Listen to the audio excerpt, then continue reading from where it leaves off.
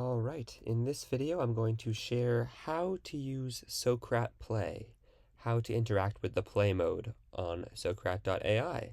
This is one of the coolest features of Socrat.ai because it allows students to interact with course material and interact with Socrat without the need for an account of their own. They do not need to put any data about themselves into the system, but they will still be able to interact with the assignments. So let's go into it. If we go into this history class here, view the assignments. Now maybe let's go to the European Capitals Study Buddy. If we click on the settings in the right hand side here, we will be in the assignment settings for this assignment. Now we see live mode is currently set to off. In order to use Socrat.play, we will now need to flip this switch to on, and now we will be able to see the students that have interacted with our assignment. We can see the play code, and we can see the play code link. So why don't we go ahead and copy this play code here.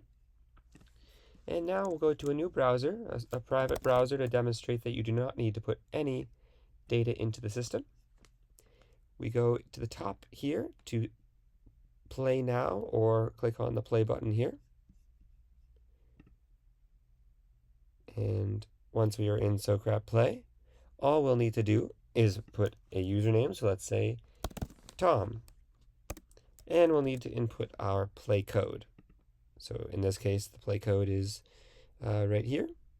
And again, we found that in the settings of our assignment.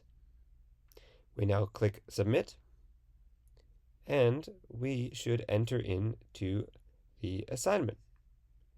So it's as easy as that. Now we are into our European Capitals Study Buddy.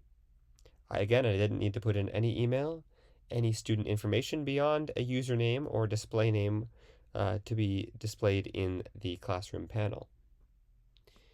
Now, if we go back to our teacher dashboard, if we click on Students Manage here, we can see the student that entered in. We could remove it, say if we don't need it anymore, or if the student used an inappropriate display name or any other reason, we can remove it here.